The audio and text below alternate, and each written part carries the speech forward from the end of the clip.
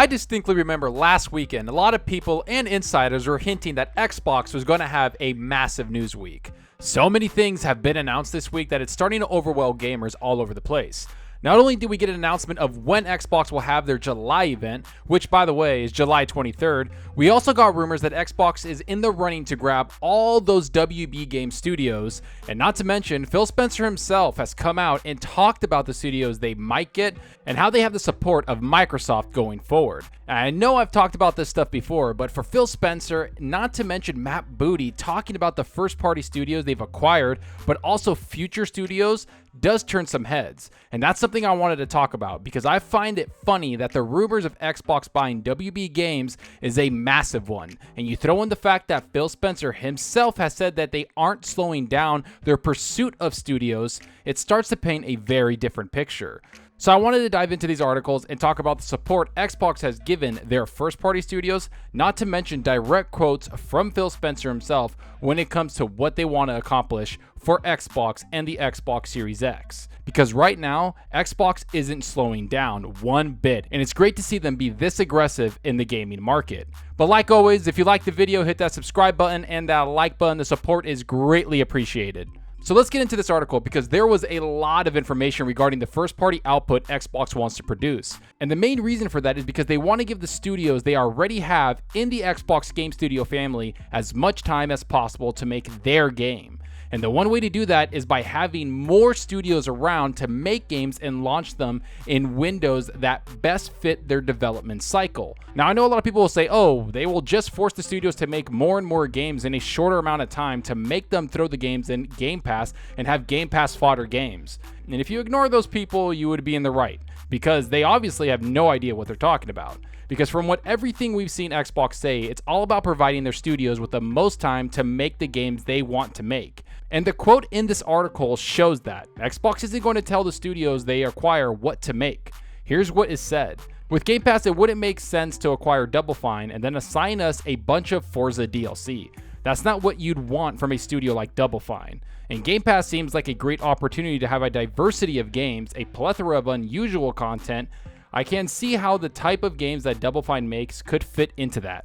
This is one of the most powerful quotes I think people need to take from this whole article, because it does show that Xbox isn't about pigeonholing their studios into doing something they don't want to do, especially ones that have established talent that are known for making some amazing game experiences. And that's why I'm making this video, because I wanted to talk about how Xbox isn't buying these studios so they can make meaningless games that no one cares about, or for them to make DLC for their bigger franchises. Instead, it seems they want to give the talent already in place everything they need to make great games on their own. And that's where the focus will lie for some time, but that doesn't mean Xbox isn't going to buy more studios. As the article points out here, with 7 new studios and a far stronger release slate, Booty and Spencer have switched focus from buying studios to integrating the ones it has, but the wallet hasn't been closed entirely. Now, this is where things start to get very interesting, because from what we've heard, a lot of people figured that Xbox was done buying studios, especially since they brought so many studios on board over the last 2 years, and that they would shift their focus to making the studios they have into something of a powerhouse. By that I mean provide them a bigger budget, more time, and even more resources to make the games they want to make. And if some of them want to make massive AAA games, well, they'll be given the budget to do just that. It's all about making what you have in-house better. But that doesn't mean that Xbox is done buying new studios. And the head of Xbox, Phil Spencer, says that when he was asked about the support they've received from Microsoft. Here's what he had to say. The first priority was making sure the studios had the things that they needed to build the best versions of their games. That means extending some of the timelines and giving them more budgets.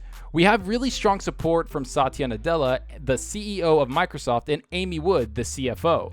And there's been no signal at all that we should be slowing down, but just to go at a pace that is maintainable for us as a leadership team. We're always out there talking to people, but it has to be the right opportunity. This direct quote from Phil Spencer does show that Xbox is truly firing on all cylinders. Not only are they pumping money into the studios they already have under the Xbox Game Studios umbrella, but they're also looking into new studios that might be a good asset to have for the Xbox brand. Which brings me to the WB Games rumor that has been circulating for quite some time. To me, this might be a possibility, even more considering that Phil Spencer himself has said that Satya Nadella, the CEO of Microsoft, hasn't told Xbox to slow down their purchasing of studios. And I think that them buying WB Games would push the Xbox brand into another league if they could acquire some of the biggest and most talented studios on the market. Not to mention grabbing all that amazing talent from all those studios that are spread out across the world. Everything about this rumor is starting to take shape, especially since this quote by Phil shows that they aren't told to stop, and they might actually be given a massive budget to make Xbox Game Pass and the Xbox Series X generation into something special. But at the same time, they want to make sure they can handle all the studios joining, not to mention continue to provide them the money they need to make any type of game they want, which the article again points here. We acquired quite a few new studios in a short amount of time, and we want to make sure that those studios are onboarded in the right way, Spencer concludes. As Matt and I were talking about it, we just wanted to make sure that we treated the incoming studios as full parts of the organization, that they felt supported.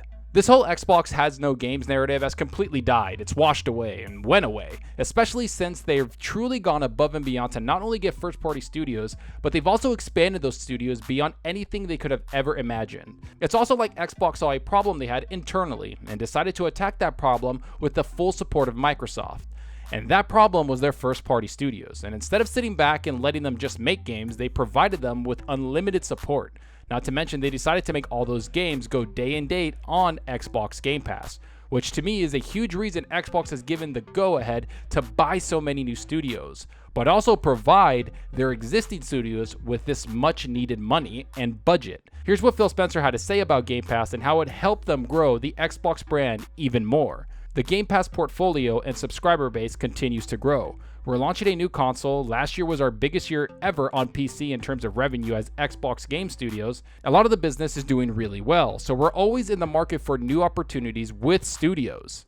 There you have it, folks. That's where I want to leave this video off, because yes, Game Pass is the most consumer-friendly service in gaming bar none. But not only that, it's also providing Xbox that much more leverage to expand their studios and brand, and in turn helps developers within Xbox makes the games they want to make, and they won't compromise on any of their vision. You throw in Xbox always on the hunt for new games, and you truly have a brand new Xbox going into a brand new generation.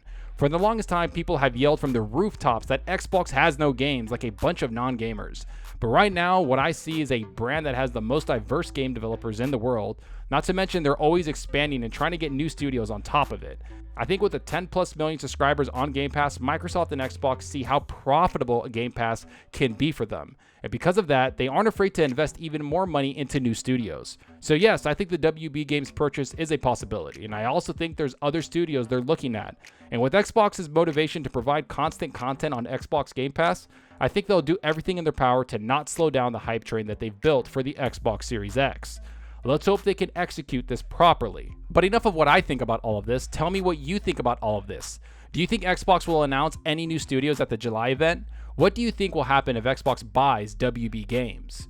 Do you want to see Xbox provide diverse games to their portfolio like they have been? What other studios do you want to see Xbox target?